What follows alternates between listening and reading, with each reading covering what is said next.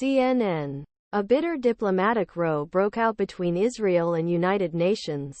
Israeli officials demanded the resignation of Secretary-General Antonio Guterres, who said Hamas attacks on country on October 7 did not occur in a vacuum. At a Security Council meeting on Tuesday, Guterres called for a humanitarian ceasefire amid the deepening crisis in Gaza, telling the Security Council that blatant violations of international humanitarian law had been witnessed. It is also important to recognize that Hamas attacks do not occur in a vacuum, Guterres said. The Palestinian people have been subjected to 56 years of suffocating occupation.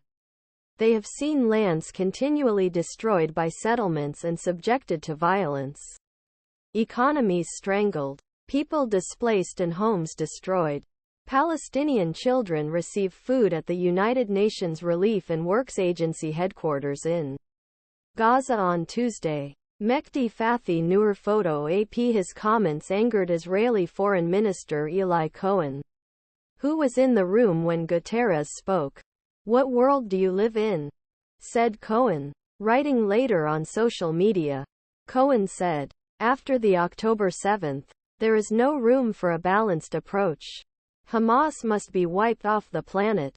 Gilad Erdan, Israel's ambassador to the United Nations, called for Guterres to resign, saying that he expressed understanding towards terrorism and, then on Wednesday, Erdan said his country would block visas for United Nations officials. In his statement to the Israeli Army radio channel, Erdan said that the application of UN Deputy Secretary-General and Emergency Aid Coordinator Martin Griffiths has already been rejected. Erdan added, "It's time to teach them a lesson."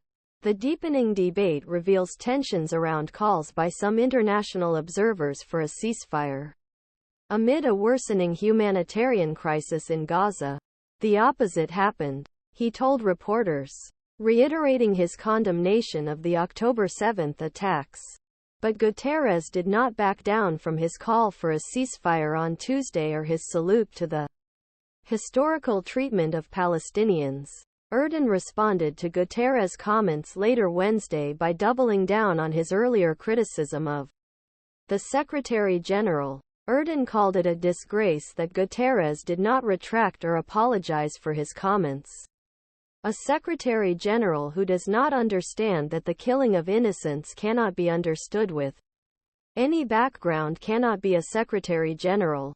Erdan wrote on his old Twitter account the main United Nations agency operating in Gaza said it would be forced to halt its operations on Wednesday evening due to a lack of fuel, as the region has faced airstrikes and a near-total blockade for days following Hamas attacks.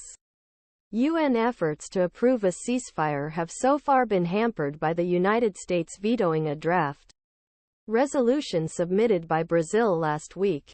Secretary of State Antony Blinken told the agency on Tuesday that humanitarian pauses should be considered to ensure aid reaches civilians in Gaza, but specific